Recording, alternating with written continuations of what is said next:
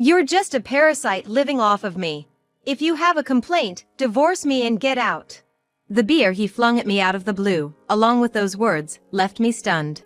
Has he forgotten all that I had done till now? It's impossible for me to spend a lifetime with such a person. All right, I said, and left the home that I had lived with my husband for many years. I couldn't possibly stand being called a parasite in silence. My name is Lisa Parker. I'm a 42-year-old housewife. My husband, Mark, is 4 years older than me at 46 and works for the local county office. We've been married for 12 years. We initially both worked, but I quit my job 5 years into our marriage. I actually wanted to continue working. I thought I'd have a child right after getting married, but I started feeling impatient as 2 years passed with no baby. I keenly felt the silent pressure from my in-laws who wanted to see their grandchild. When my mother-in-law finally said, "Is it because you're working that you can't have a child?" I decided to quit my job. I decided to focus on fertility treatments. Many people continue working while undergoing fertility treatments. But I've always had a weak constitution and was anxious about treatments while working. I remember Mark being happy when I quit my job and became a full-time housewife. He assured me that it would be easy to support me on his income alone. Despite quitting my job and becoming a housewife, we still don't have children. Mark was very supportive of the fertility treatments. We both love children and wanted to have one soon. I think I felt a little rushed when my in-laws said they wanted to see their grandchild soon. There was a tremendous struggle before I came to the understanding that having a child doesn't necessarily go according to plan. 5 years have passed since then, and we're no longer undergoing fertility treatments. We tried various things, but we were not blessed with a child. Both Mark and I have had thorough examinations. We thought there might be a problem with one of us. I've heard that many husbands are reluctant to get tested. That was not the case with Mark. I remember feeling relieved when he willingly took the tests. The results showed that we were both healthy and normal, so it seems to be a matter of luck. Also, my health was at its limit to continue the fertility treatments. When I told Mark that I was taking a break from the treatments, his reaction was more intense than I had imagined. What are you talking about now? Do you know how much the treatments have cost us? Are you planning to continue being a housewife without even undergoing treatments? He kept blaming me.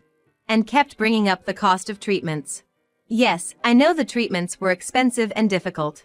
I felt guilty, and I covered most of the treatment costs with my savings from when I was single.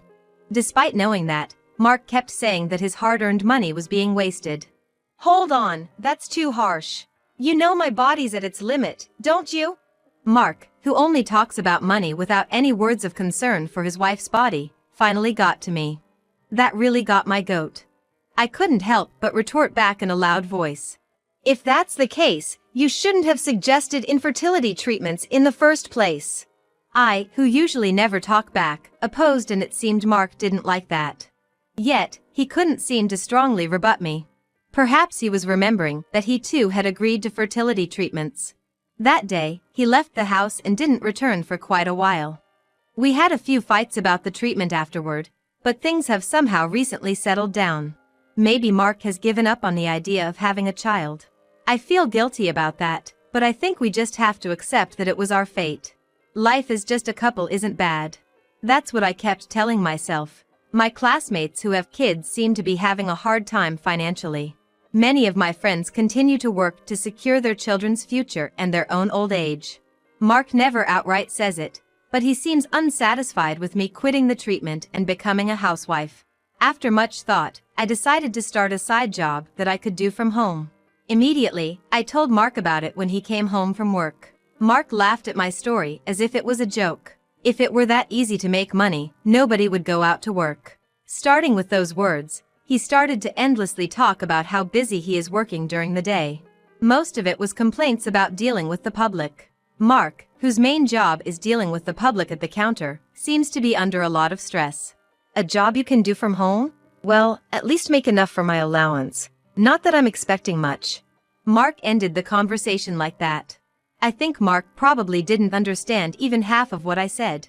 If he had understood, he wouldn't have reacted like that. I tried to explain again, but Mark was no longer listening.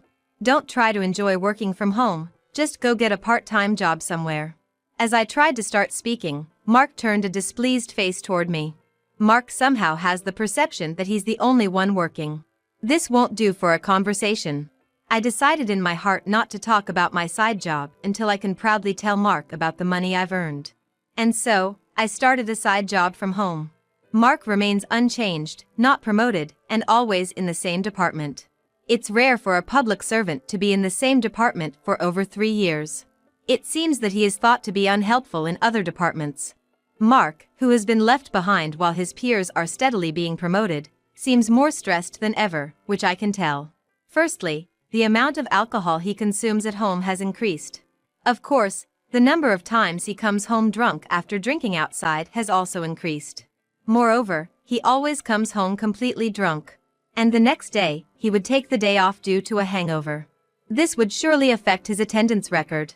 On top of that, he didn't like me constantly on the computer even on my days off and had started going to the slot machines, something he had never done before. Sometimes he wins, but most of the time he loses. I once told Mark that it's a waste of money and suggested he find another hobby.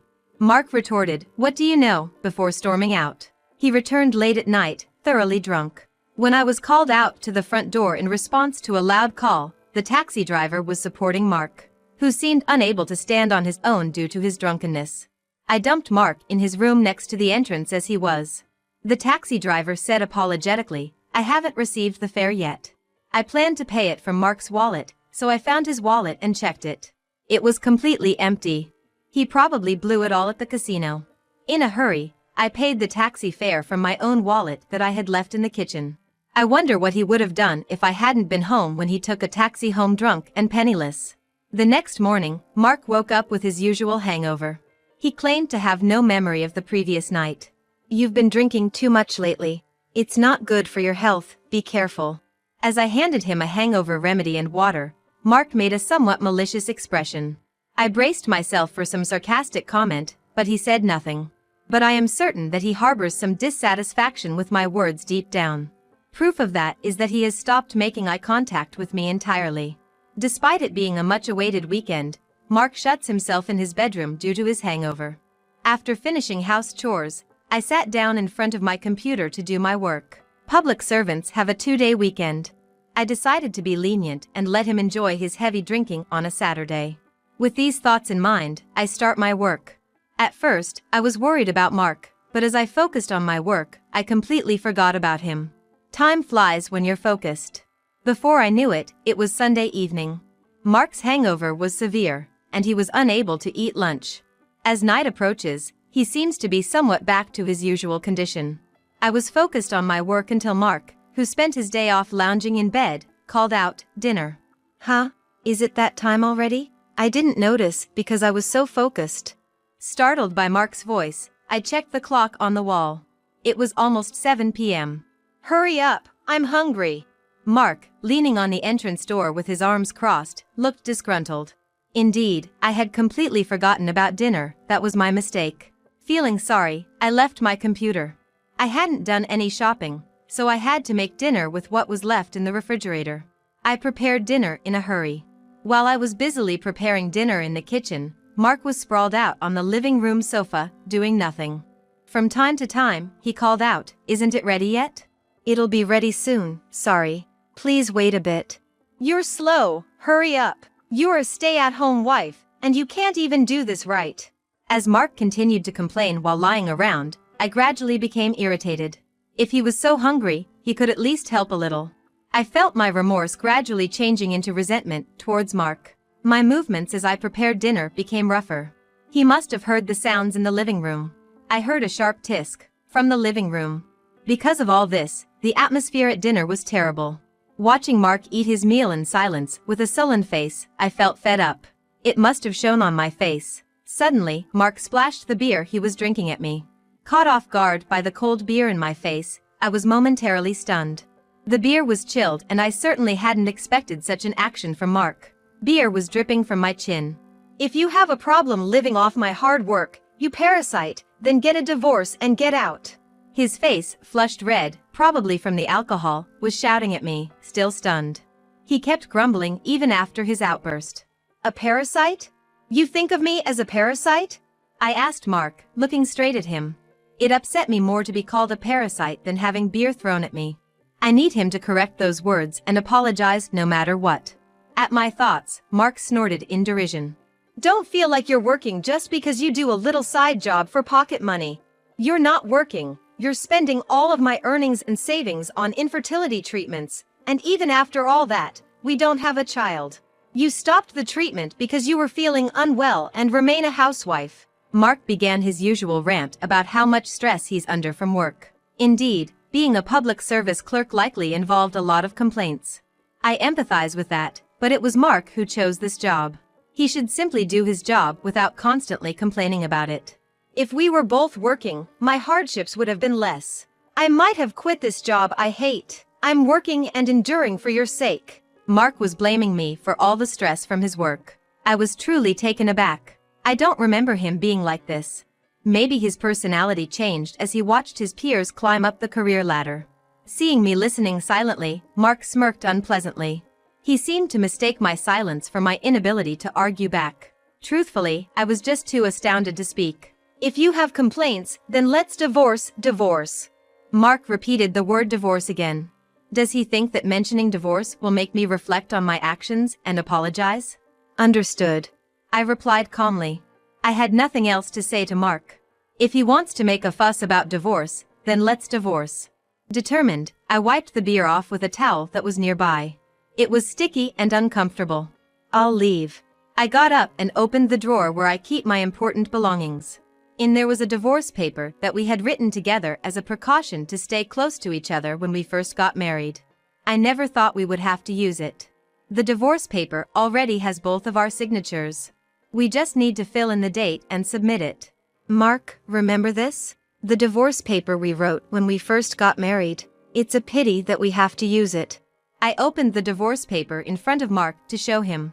Mark seemed to have completely forgotten the existence of the divorce papers, his eyes wavering a bit in shock. My affection for him cooled immediately, making me think he wasn't really serious about the word divorce. I was so mad at myself for not seeing that he was such a small-minded man.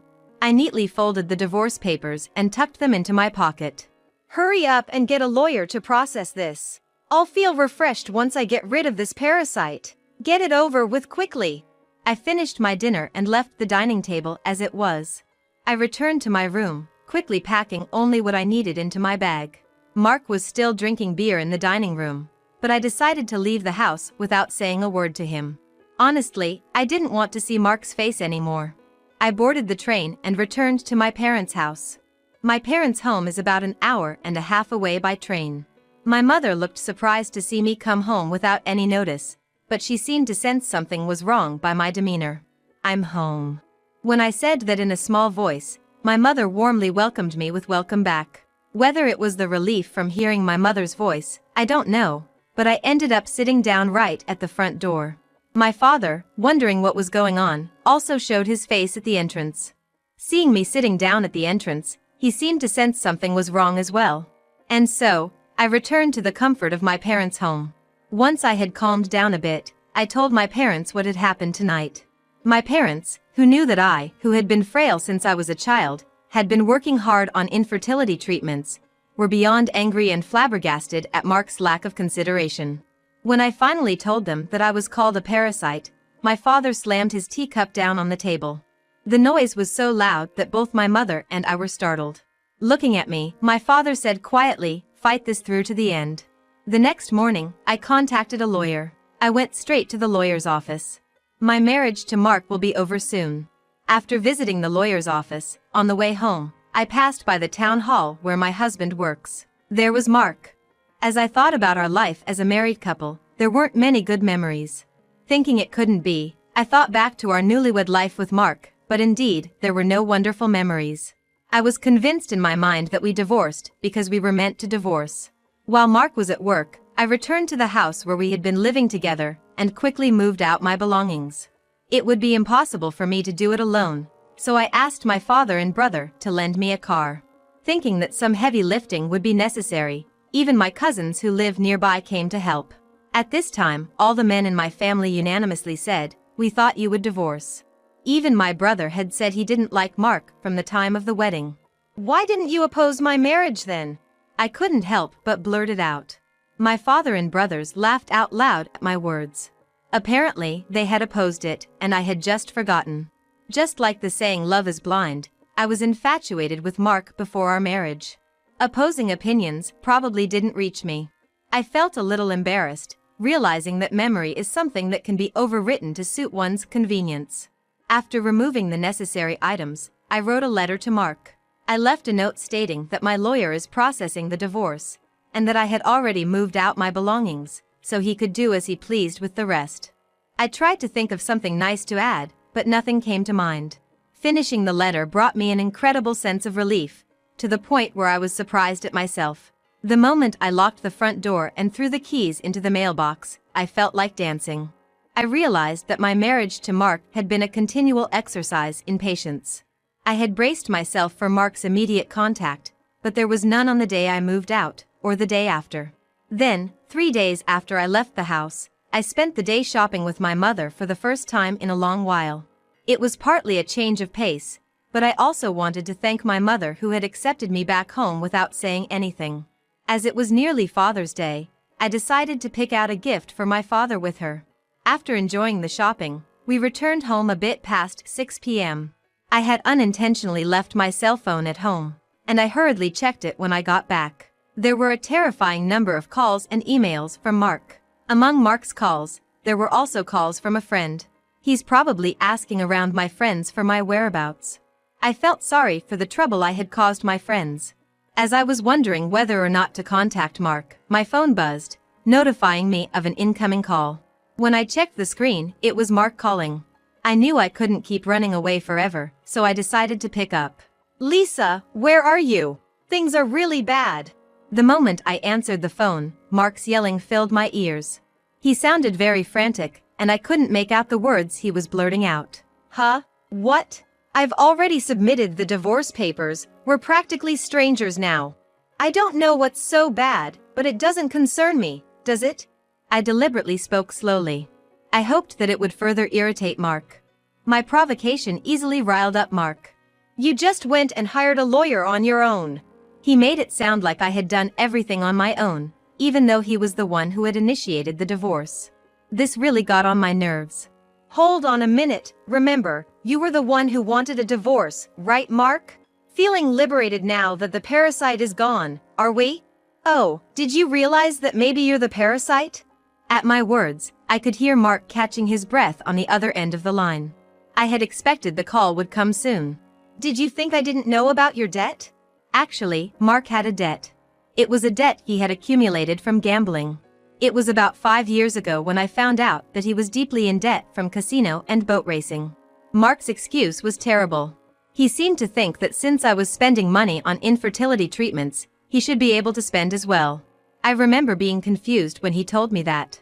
In the end, we promised to repay this debt together. Mark, who had cried and promised never to gamble again, continued to do so, and I knew it.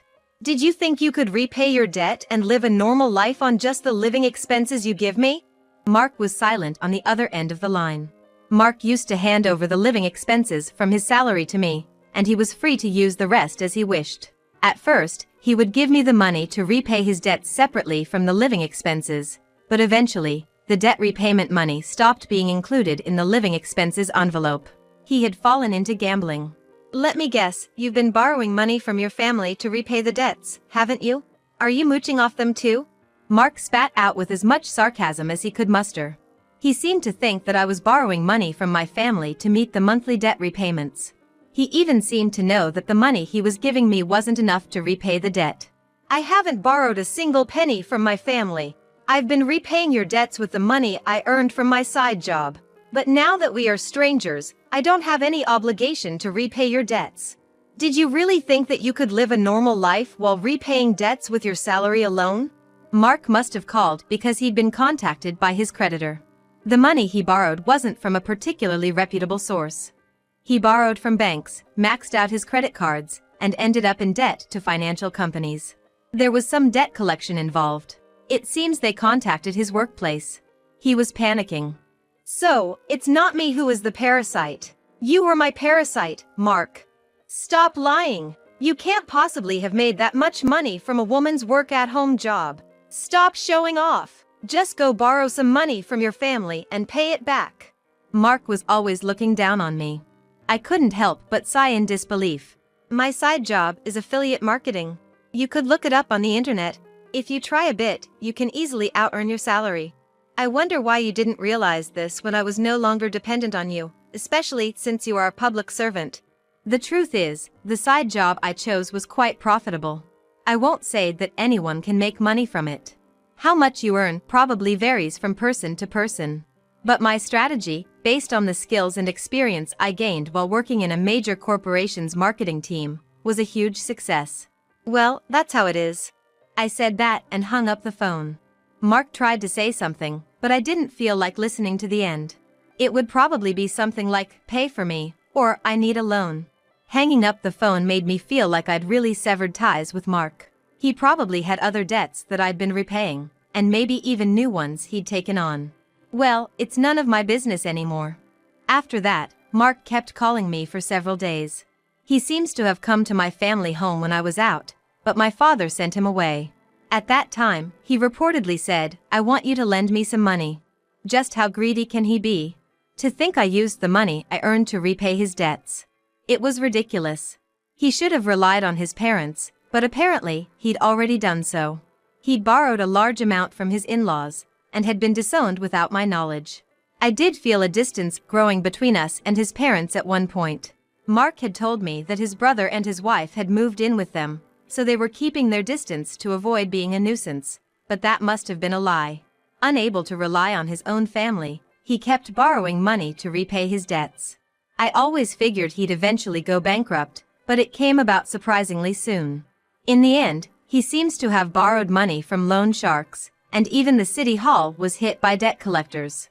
There were also harassing phone calls that caused the city hall's phone lines to go crazy, causing a big problem. Eventually, rumors spread, and Mark lost his place at work and resigned. I heard rumors that he is now unemployed and on the run from debt collectors. He has become less than a parasite now, more like scum. Having moved back to my family home, I decided to stay there. We're renovating the slightly old family home, and my mother is putting her heart into creating an English garden she's always longed for. My affiliate marketing is going well, and I'm not short of money.